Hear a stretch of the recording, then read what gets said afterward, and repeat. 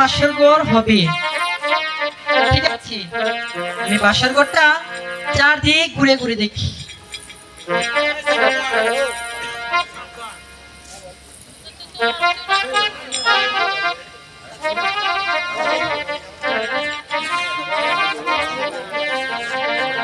মা বেহুলা বাবা আমি তোমার কাছে শুধু একটি কথাই বলতে এসেছি। কি কথা বাবা? তুমি তো জানো মা, আমার আগেও ছয়টি পুত্র ছিল। হ্যাঁ বাবা। এবং কি তোমার 6 বোনের সাথেই তাদের বিবাহ হয়েছিল। হ্যাঁ আমি সবই জানি পিতা। 6টি সন্তান হারিয়ে আমি বাবা হিসাবে অনেক হাহাকারের মধ্যে আছি, কিন্তু আর সেই পদ্মা দেবীর সাথে আমার আরে তাই তো মা বেহুলা তোমাকে বলছি, এই দুনিয়ার সকল মানুষের বাসর ঘর হয় ফুল দিয়ে সাজানো, কিন্তু যে দেখো মা বেহুলা, তোমার বাসর ঘর শুধু লোহার তৈরি করা। হ্যাঁ বাবা। এর কারণ তুমি জানো মা? না বাবা। ওই পদ্মা দেবীর সাথে আরে ছিল, তাই তো ওই পদ্মা দেবী বলেছে আজ এই বাসর ঘরে আমার সোনার লকাইকে সাপে দংশন করবে।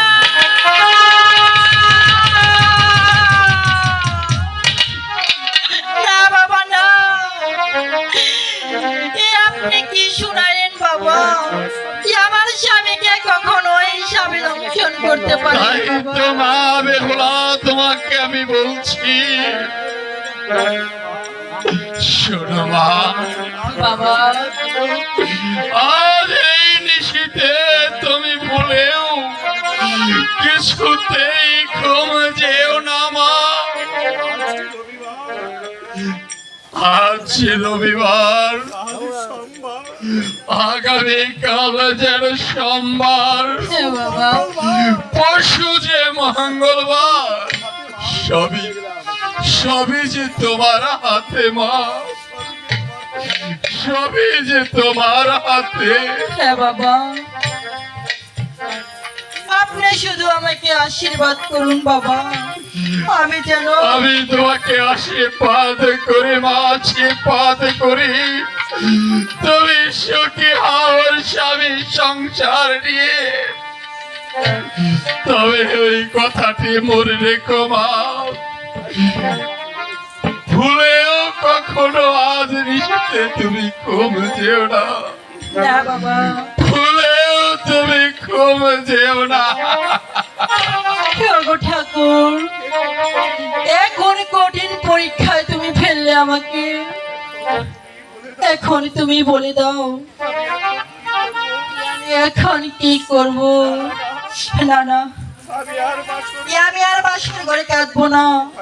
হয়তো হয়তো এখনই আমার স্বামী এসে পড়বে, আর স্বামীর কাছে এ কথা কিছুতেই বলা যাবে না।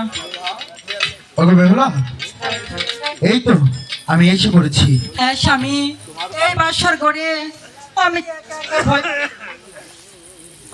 ওগো বেহুলা, শোনো, সেই যে তোমাদের বাড়ি থেকে কিছু খেয়েছিলাম, তারপরে হ্যালো আর কিছুই খাওয়া হয়নি।